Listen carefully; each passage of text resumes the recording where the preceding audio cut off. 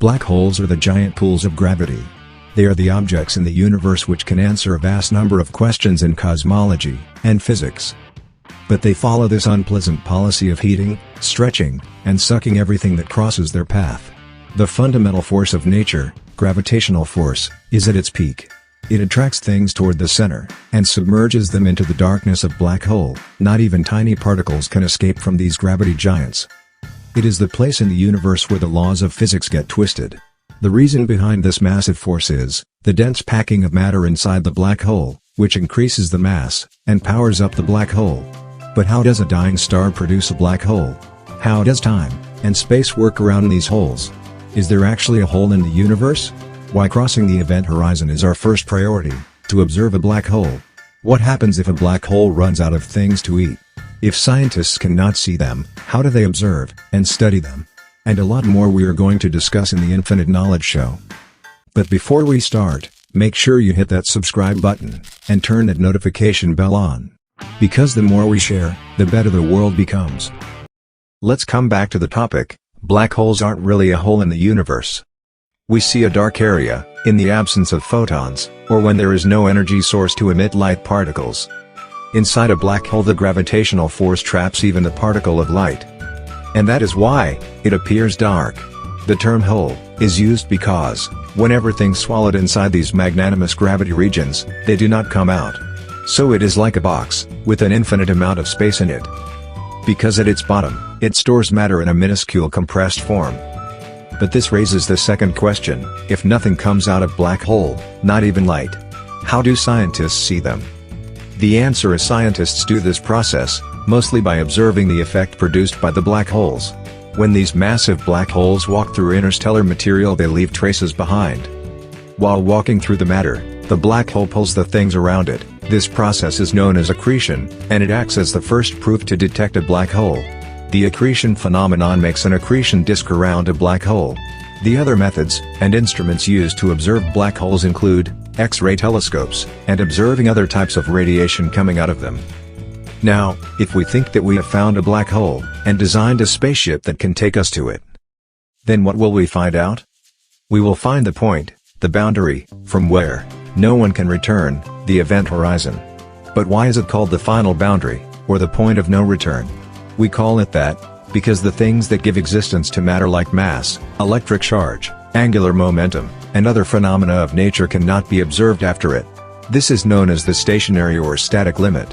The matter which makes it through the violent event horizon makes a chance to meet the cold, and almost at absolute zero temperature, inside of a black hole.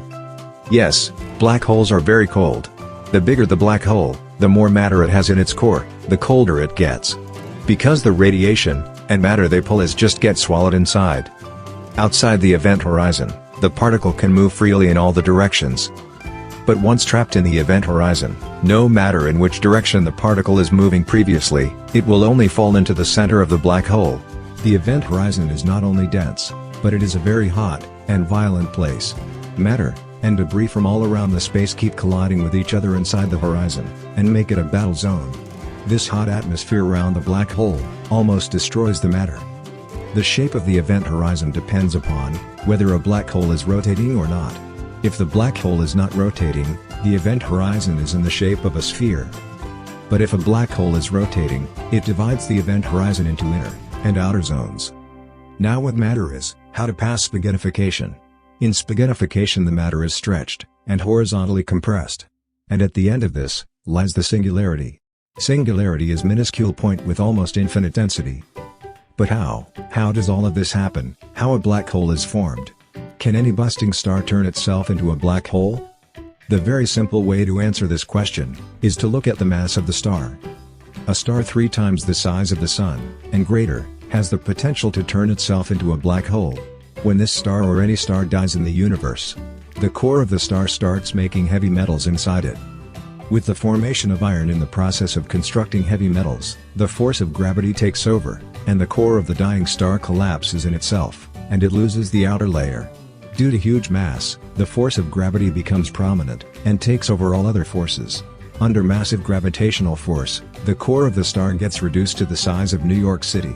and the dying star turns itself into a black hole if it has enough mass, otherwise it will turn itself into a supernova or a neutron star, and sometimes just a red giant, which depends upon the size. But what happens if we fall into a black hole?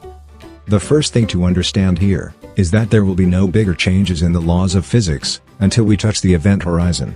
The whole process will be like swimming in the stream of a waterfall. The speed of the stream keeps increasing slowly, and then at the end comes the point of no return, and the traveling object will fall down into the waterfall. The same is with the event horizon. It is the waterfall of the space. The only way to escape the event horizon is to travel with the speed of light in the opposite direction, which is not possible. Once the matter passes the static boundary or the point of no return, then a number of things may happen, about which the scientists can only predict. It is assumed that there could be quick death, the matter will be broken down into its elementary particles, or if the matter survives for a while, it will go under spaghettification, which leads to death. But how does this falling process look like to a distant observer? Well, to a distant observer, the falling matter will turn into a red object, and then slowly the gravity traps all the light coming from the object, and gradually the light and the object will be lost for the observer. Other things which are still unimagined and undetected may happen. The real answer is still lying somewhere in the universe, but in our imagination, we can assume that we survived the event horizon with an advanced ship. Then what will be the next challenge for us? The next thing will be the singularity. Again, based upon the calculations, the singularity can be just a small point, or maybe we found it in the shape of rings, but definitely it will have infinite density. So it will be too soon to answer what actually happens to a living matter when it will fall into a black hole. But the more tempting thing to know is, how does a black hole dies? The process may take billions and billions of years, but it happens. The empty universe is actually not empty. Matter and antimatter particles keep producing and annihilating themselves. But on the edge of the black hole, gravity pulls in one type of particle, and another type of particle comes out of black hole in the form of radiation. This radiation is called Hawking radiation. This way the black hole loses its mass. But this is a very thin fraction of it. At this rate, it will take billions of years to die. But if the black hole lives for billions of years, then how much can it swallow? Is there any limit? Well, there is a limit for every black hole. Astronomers have noted that the ultramassive black holes found in the cores of some galaxies never seem to exceed about 10 billion solar masses. Furthermore, recent studies suggest that these black holes cannot physically grow much beyond this anyway, since they would then begin to disrupt the accretion disks that feed them. It will be like choking the source of new material. But some studies also show that this number could go up to 50 billion mass. It requires more research. But what happens if black hole runs out of things to eat? The answer may seem strange, but the black hole will stay there until it slowly evaporates, which takes billions of years. Well, this was it. But don't go anywhere, because in the post-video show, we are going to discuss an amazing possibility.